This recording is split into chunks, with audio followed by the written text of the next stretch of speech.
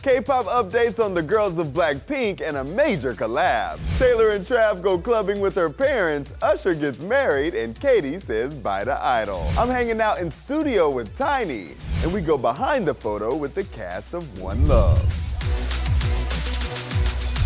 It's Tuesday, February 13th, and this is Billboard News. There's so much news today, so we're gonna try to squeeze it all in. Here's the 3 big stories in music today. Taylor Swift and Travis Kelce are everywhere these days, and that includes at the club with Tay's parents. After being told the Chiefs' Super Bowl after party was for friends and family, Taylor posted this to TikTok.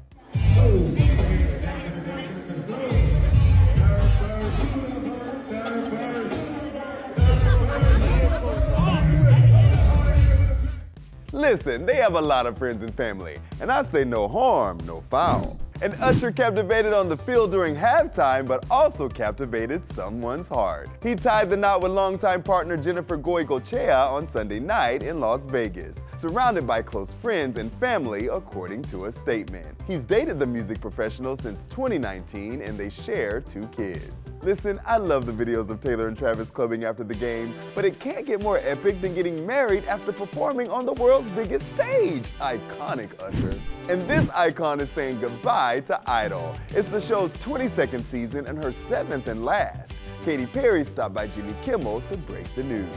I think this probably will be my last show, my last season for Idol. I mean, I love Idol so much. I want to go and see the world and maybe bring new music. Yeah, go see the world and make some new music. Yeah. New music? That's all we needed to hear, girl. We know you will deliver the goods. Guess it's never really over. And we all know we could have a whole show dedicated to just this genre. Here's your top 3 stories in K-pop news. New music and new TV coming from half of BLACKPINK, plus one of the biggest K-pop collabs is on the way, and it's magic.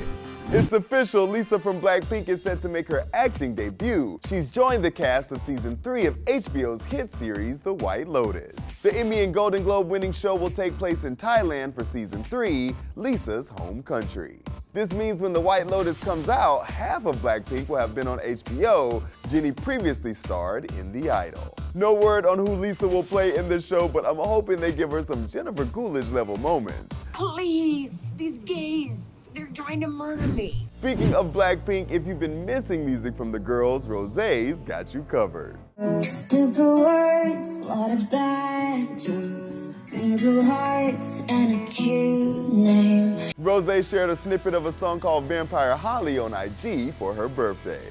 Hate that I can remember every evil thing you say. While I've been patiently waiting for new BLACKPINK music since the girls re-signed with YG, I'll take any crumb I can get. Plus, Vampire Holly and Vampire are both hits in my book. Maybe we can get a Rosé-Olivia Rodrigo collab campaign coming. Speaking of collabs, some of JYP's best are getting together for an epic project.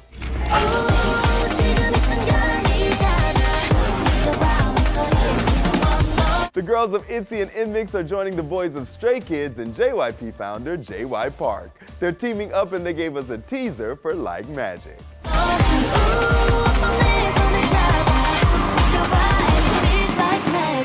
Now, could you imagine if we could get all of them on tour together? J.Y.Park, I've got brilliant ideas for you. Let's talk. Okay, Tainy might be one of the coolest people I've gotten to hang out with in studio. Find out about his new music in our brand new interview. I've been working for a while, in music. You always see the Grammys like that's like the stamp, and to be considered, to be alongside so many amazing artists and me putting out my first album per se and have it be recognized over here. In certain ways you expect that what you do would be impactful and people will notice it, but it's not like a done deal. You gotta put it out and just expect and see what the world and the universe reacts to it. And just to see that nomination over there and for it to be also my first time to be just nominated, have my name around there, it's just amazing. I think that's what is so special about it, is because you're so known as such a prolific producer, but then your very first album as an artist gets a Grammy.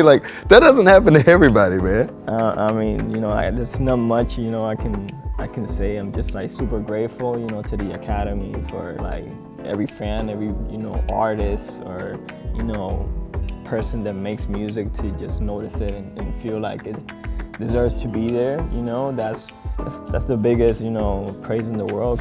I did start as a reggaeton producer, but I've always been a fan of music from day one. So there's a lot of genres, a lot of like artists and styles that I would love to do that I didn't get a chance initially with some of the artists that I was able to work with. But to see, you know, the success that certain song has, you know, have had, and open doors for me to go into rooms and new places of people that I've always felt that I could if I got the chance. And seeing artists like Selena Gomez give me a chance and do a really cool song. And from there on, you know, see the Dua Lipas, the Biebers, all these amazing artists, Cardi, the Shawn Mendes. It was the summer of love.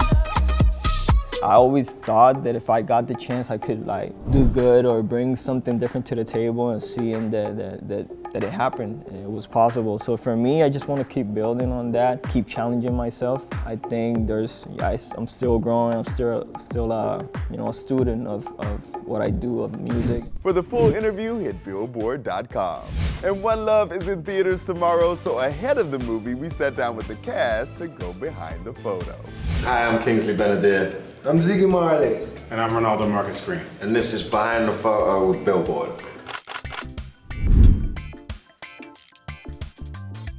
It reminded me, I mean, I went upstate, they did such a detailed job at it. It's a nice moment though. It was really like, it was one of those simple moments that I guess wasn't, I don't know if that was in the script. No, it just felt like the the stuff organic you did wasn't scripted. Yeah, with them. Yeah, it was just organic. Yeah, all of that stuff. Yeah. So and they all just ran at me. Yeah. And so it was just a really nice moment. Next. I love this photo. Remember this one? Trenchtown. Trenchtown. The whole community lifting us up there, huh? Yeah. There's a lot of fine details that day, just about the car and how Bob drove, and like, I remember Stephen was telling me that Bob drove the car in a really specific way, you know, he wasn't crazy. He rags the car up, you know. Bob really, he controlled the car, you know. I don't know if you guys know, but there was some stuff going on before. Yeah. In the community. And then, but when we came in, it settled it down. Everything was quiet down, and it's been kind of quiet since then, you know. So nice. That's really cool. What about this next one here, Faye Ellington? I mean, how integral she was to our production. Young Bob. Young Bob. We had a lot of fun. When I wasn't there. No, when Kingsley comes, it's a serious business, man. This is where we do it. Marcus Garvey Drive, right? Yeah. Is that what they're singing now? Where we did Simmer Down. Yeah. Simmer Down. Yeah. That's one of my favorite scenes in the film. Yeah, that's nice. When they do that. There's a tenderness to those guys, an innocence. And they really brought that. I love this picture. Yeah, I'm in there. 56 Hope Road, end of our movie. This was in the final week. We were talking about the noise outside. We were talking about. I remember. It looked like a very serious photo, but obviously the moment was winding down. I was struggling to find. The scene there was something so simple about the scene that I couldn't find it. I remember just feeling stiff, and then you and Michael had a conversation because it was on me first. And then Michael came in and just did something that was completely different, and it threw me in a good way. Yeah. And then I understood what the scene needed to be.